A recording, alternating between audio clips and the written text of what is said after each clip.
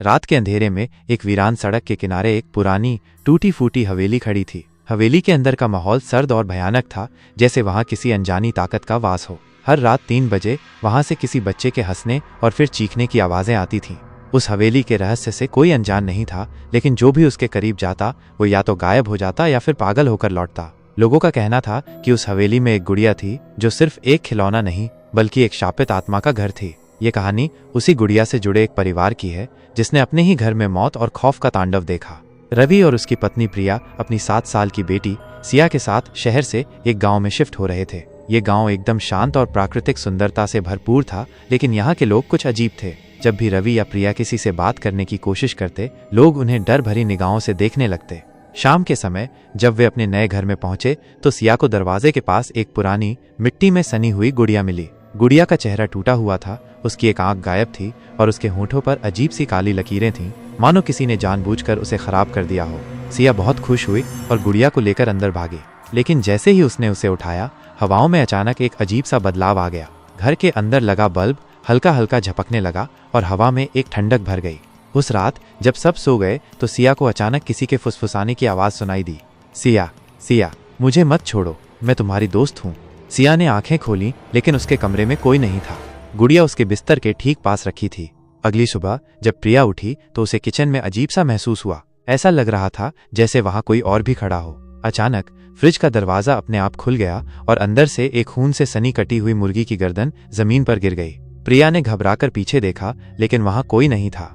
वो दौड़कर सिया के कमरे में गई और देखा कि सिया गुड़िया से बातें कर रही थी। माँ, ये मेरी सबसे अच्छी दोस्त है, ये मुझसे हमेशा बातें करती है।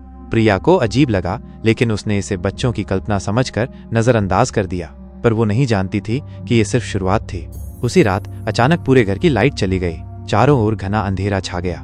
रवि ने टॉर्च उठाई और बाहर जाने ही वाला था कि उसे लगा कोई उनके बेडरूम के दरवाजे पर खड़ा है। कौन है वहाँ? रवि ने कांपती आवाज में पूछा। कोई जवाब नहीं आया, लेकिन दरवाजे पर धीरे धीरे खरोंचने की आवाज आने लगी।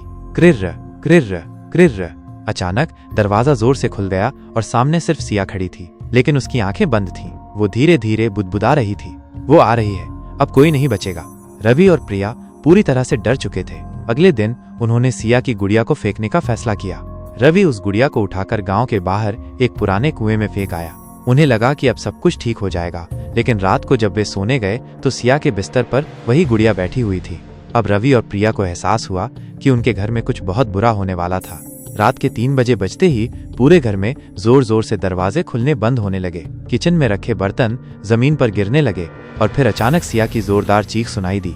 वे दौड़कर उसके कमरे में गए और देखा सिया हवा में 3 फीट ऊपर लटकी हुई थी। उसकी आंखें सफेद हो चुकी थीं और उसकी गर्दन पर खून के निशान थे। गुड़िया उसके नीचे बैठी हुई थी और उसके होंठ हल्के हल्के हिल रहे थे। अब तुम्हारी बारी है।